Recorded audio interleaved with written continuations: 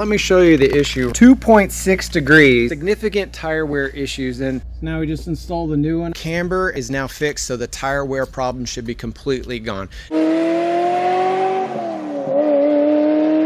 Hey guys, welcome back to the channel. So as you can see behind me, the plaid has been lowered, and I did that for a couple reasons. A, they look so much better lowered, but another reason is that prolongs the life of your half shafts a lot.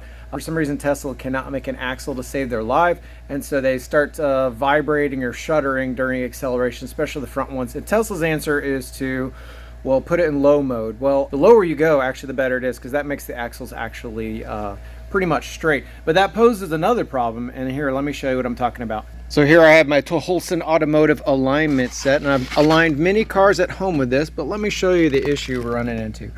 2.6 degrees of negative camber. So what that's going to do is cause us to have significant tire wear issues, and this is also a common thing on Teslas, but there is no adjustability in the camber on the rear, so you got to buy parts. Let me show you what I got. So one thing you can try is these are little spacers you put out, and they are supposed to provide, I think, 1.5 degrees of camber relief for the rear. I'm going to try them and we'll see what they do, but I actually have the intuitive arms here, and these allow for quite a bit of adjustment, so we should be able to nail it down. Now, I've seen on Intuitive website, they do have an install video. He basically shows you how to do it. We're going to be doing more than that. We're actually going to be doing an alignment on this car and getting it dialed in exactly where we want. I'm going to get a baseline, so we're going to go around and just double check these. So I zeroed out my gauge on the level surface just to double check. So we're actually showing 2.35, 2.3, 1.55, 1.5. Now we got it set up for front toe. So as you can see here, we're at the half-inch mark, and here we are 16th before the half-inch. 16th equals 0.16 degrees towed in. So we're slightly towed in here in the front. All right, and now checking it here on the rear. Again, I set it up to half-inch just so I had a good baseline over here. And it's just past the 5/8, which means it's over 1/8, which means we are somewhere 3.33 or whatever towed in. So these are a little bit cross-eyed in the back. Camber alone by itself will not destroy the tires. Just means it's going to be run like this, but it'll still last a long time just with the tires slightly slanted. But when you have toe as well, the tire's always kind of dragging sideways, and that'll chew up the inner walls on these in just a few thousand miles.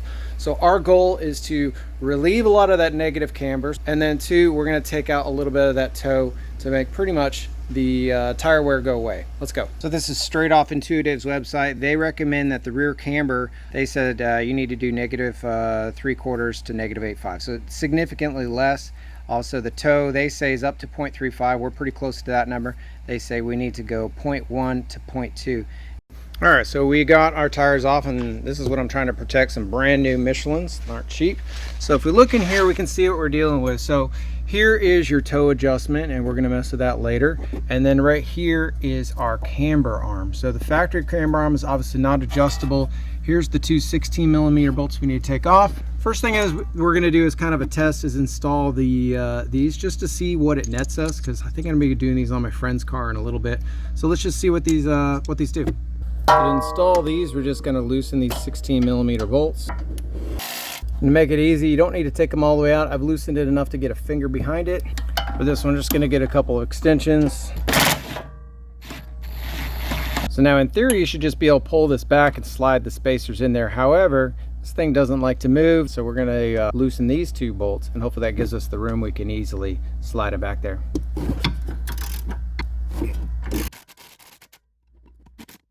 So it turns out to actually install these little red guys is a little bit harder than installing the arm. So again, we had to loosen up, obviously these, kept the bolts in place. Then we loosen up with this arm. Again, loosen, give yourself probably about 3/8 of an inch. And then lastly, the tow bar, set the toe is right here, and that one needs to be done. So all three of these need to be loosened. So now when they're loose enough, we're gonna do this one first. You can get a screwdriver kind of right, you can see I'm putting a screwdriver in behind the bracket. Once it's pried away, then you got to slide this in from behind. Of course, my arm's going to block the shot. There we go. So you got one in, got to rotate it around. The screwdriver right here, I'm twisting. So now we can just tighten these back down. Then everything gets torqued down to 85 Newton meters. All right, so we got the tire back on there. Now it's time to lower it back onto the ground and check the alignment.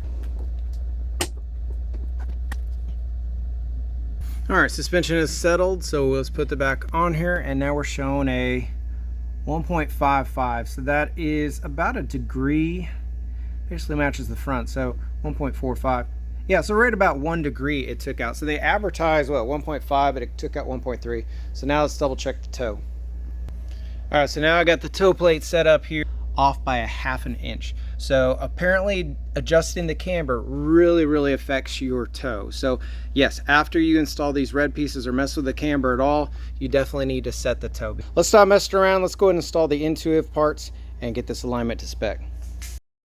It actually is a little bit simpler to actually install the intuitive arms in this because you don't need to loosen everything else. So we're going to go and take these off again.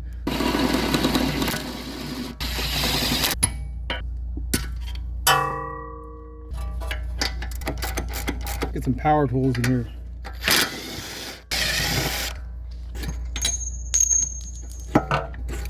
Out comes the old part. So now we just install the new one. I have it set up exactly to stock length, so it shouldn't really shouldn't be much of a bear to get in. But you can obviously like actually make it shorter or longer as needed, just to get it installed.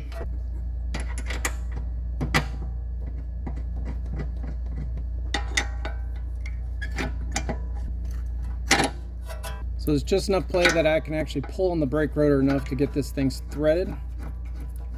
And the new guy is installed.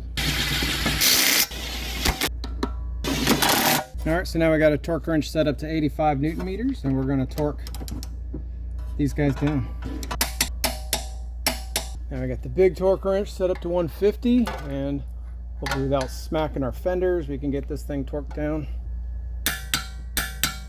All right, so now we have it installed. So basically the adjustment takes place by spinning this nut forward and back, and then you lock it down with this thing. So I don't know how much access you can get to it. As you can see down here below, I actually took off the fairing underneath. There's your cool double motors, by the way. There is our toe adjustment right here. So we're gonna go and break those loose so we can reach the toe nut. Hopefully we can do that under the car, and you can kind of see our adjustment area for the camber. So let's go ahead and do this on the other side with a time lapse.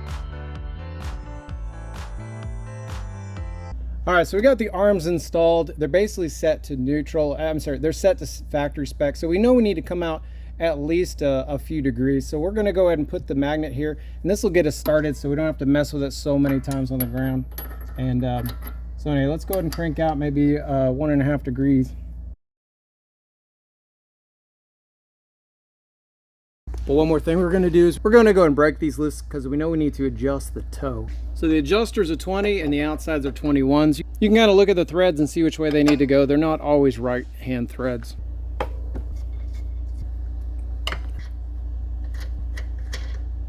All right, so we've got our gauge zeroed out. First try, remember we kind of preloaded it to about 1.25 degrees. So right now I'm showing 0.95.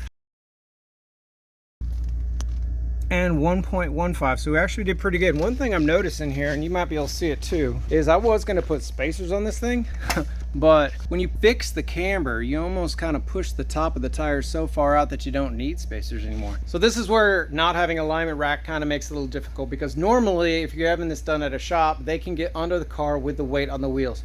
We cannot, obviously. So I could put wood underneath the wheels and then try to get under there, but I have a different idea that might work. So to adjust it, what we're going to do is we're going to place the gauge onto the brake rotor, zero it out, and then we'll just be able to see how many degrees we've moved it. Now it might not be ultra precise, but it will give us a rough ballpark, and we can check it when it's back on the ground. So we've moved 0.15 degrees. I'm going to go just a little bit more. So we've moved 0.2 degrees. That should be pretty close to what we need. So we're going to go ahead and leave that there. All right, on this side I just zeroed it out. So if we remember before, this one was about 1.1. So we need to go about 0.3. All right, so we've given it a couple turns. It now says 0.35. So let's get her back on the ground and see where we're at.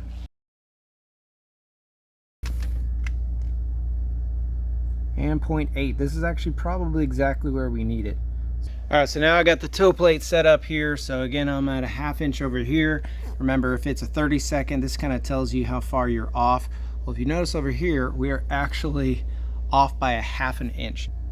So my toe is off 1/2 inch front to back, meaning the fronts are a 1/2 inch closer together than the rear. So what we need to do is we need to extend this on both sides, and you have to do it every single time the exact. So if you do a 1 turn on this one, you got to do 1 turn on that side. If you do a 1/2 turn on this, you got to do a 1/2 turn. So I've already done 1 turn over there to make it extended, and we're going to do 1 turn on this one to make it extended. And so you kind of got to look at the threads to make sure you understand which way you need to go. I give it 1 turn to extend.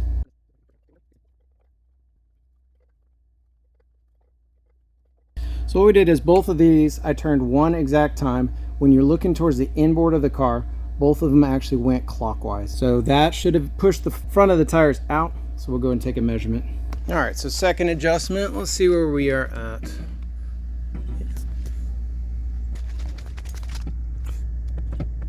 0.75 depending. Cool. All right, so let's check the toe. So like I said, I did 1 full turn on each one, and now I'm at 81 and 81. It might be off by a 1/16. I'm gonna go back and tweak this perfect, but how's that for luck on your first try? Just 1 turn and you get to 81. So anyway, again, looking at the, it's no longer physically leaned in. It actually is straight up. Let's go ahead and tweak that, tighten it down, and then double check everything, and we might be done. All right, so now we need to butt this up. My phone is blinking at me, low battery, so I can't use my flash. But what we're gonna do is just make sure you tighten back down all the lock nuts without moving your adjustments. So we're gonna go ahead and just kind of lock this into place, crank these down. Okay, one side done. Now the last thing we have to do is snug down that 8mm guy right here. All right, so we got a universal on there. We're gonna 42 foot-pounds, here we go. The last thing is there is a Torx right here. All right, so we got a T30 on a 1/4 inch drive. Should have enough room. All right, so now the rear is done, all bolted down. We still haven't put the cover back on here, but that was because I wanted to show you the dual motors. I love how they're all set up in here. So cool. Thing is bigger than an engine, I think. Either way. All right, so that brings us down to the front. Front has the kind of the regular alignment adjustments. So caster is here and here. Camber is here, here, and toe is on your tie rods here. So all I want to do on this is just take out just a tiny bit of camber. That will adjust our caster just a little bit, but we're only going to do like 1/10 of a degree and then set our toe. So all we need to do is essentially suck these arms in ever so slightly. We're going to do it methodically, kind of like we did before. So what I've done is, since I measured on the ground, I know I got 1.5, I believe. I'll have to go check the video. But if we look, my gauge is set up to 0. So we're just going to simply shrink that in, probably just 0.15 degrees, maybe 0.2, 0.2 degrees. Tighten it back down, check it on the ground, set the toe. So now we just loosen the 22 in the back. All we need to do is rotate this guy. We're going to rotate it 1 tick and check it.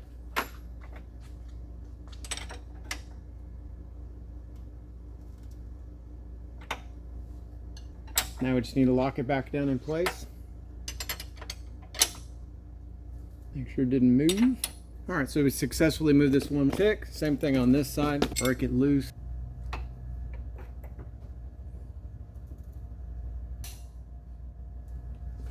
And then while we're here, we're gonna knock the jam nut loose on the tie rod.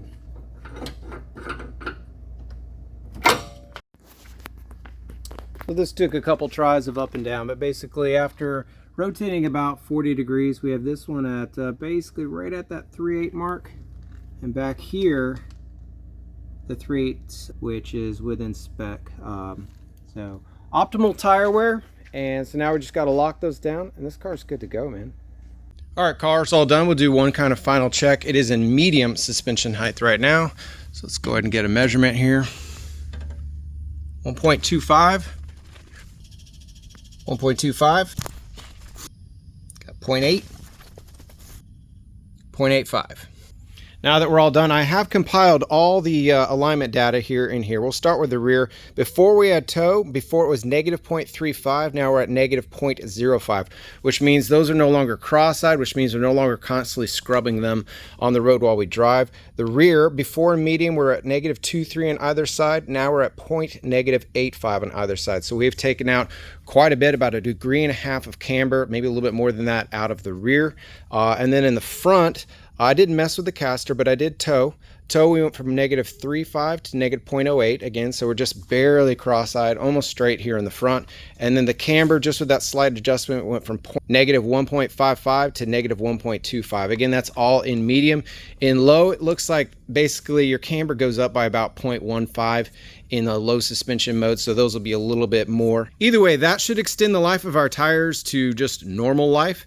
Now I'll go ahead and pull it outside so we can kind of actually look at the benefit also cosmetically on this as well. So here is the final product, done with the stance on this, and I'm really happy with it right now. So I'm running no spacers in the rear. There are 10mm spacers in the front. It's lowered about 1.5 inches, and the camber is now fixed, so the tire wear problem should be completely gone.